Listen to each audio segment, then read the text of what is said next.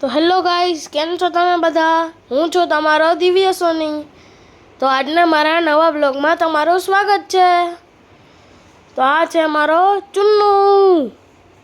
હવે આપણે નાઈ ધોઈને રેડી થઈને આવી ગયા છીએ। તો હવે હું આજના બ્લોગમાં તમને મારી દુકાન બતાવીશ। આપણે નાઈ ધોઈને તૈયાર થઈ ગયા છીએ। તો હવે આપણે માતાજીને પગે લાગી લઈએ। જલ્દી માતાજીને પગે લાગી લઈ તે પછી આપણે જાસી દુકાને।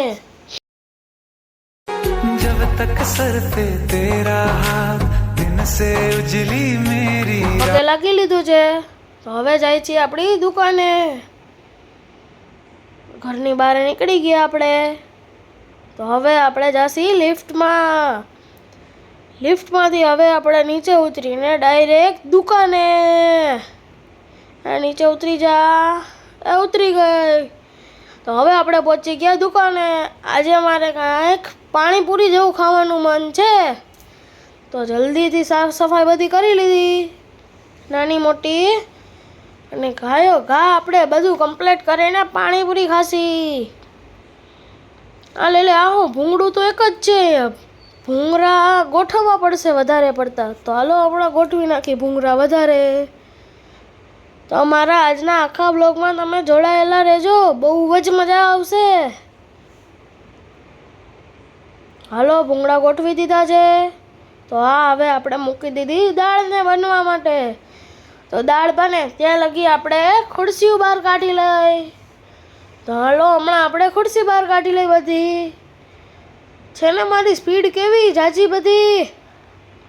હવે આપણે સાફ સફાઈ કરી નાખી નાની મોટી।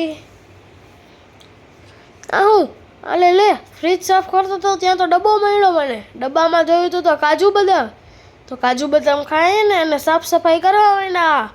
સાફ સફાઈ થઈ પૂરી અને આપણે બધું થઈ ગયું હતું કમ્પ્લીટ। દાળ બની ગઈ હતી, ચટણી પણ બની ગઈ હતી। તો હવે આપણે કરી લીધા માતાજીના દીવાબત્તી।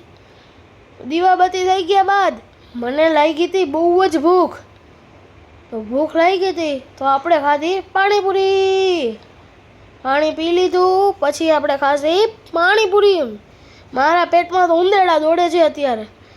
આહા, કેટલી મોટી પૂરી છે, મોઢામાં નથી જાતી। બહુ જ મસ્ત છે, એક નંબર। આટલી મોટી મોટી પૂરીઓ કેમ બનાવતા હશે, એક તો મોઢામાં નથી જાતી।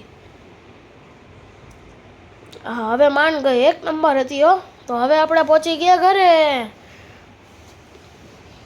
ઘરે પહોંચી ગયા છીએ। તાળું ખોલી લઈ એટલે ચાવીને ચાવી સ્ટેન્ડમાં રાખી દઈએ આપણે જલ્દી। દરવાજાને કહી દીધો લોક કરીને માતાજીને લાગી લઈ પગે, કેમ કે આપણે પગે તો લાગવું જ પડે ગમે બારેથી આપણે ઘરે આવી। તો હું જાઉં છું મારા રૂમમાં। તો હું મારા રૂમમાં આવીને સૂઈ જાઉં છું। જો તમને મારો વ્લોગ આ સારો લાગ્યો હોય તો મારી ચેનલને લાઈક, શેર અને સબસ્ક્રાઈબ કરતા જ જાજો, કરવાનું ભૂલતા નહીં।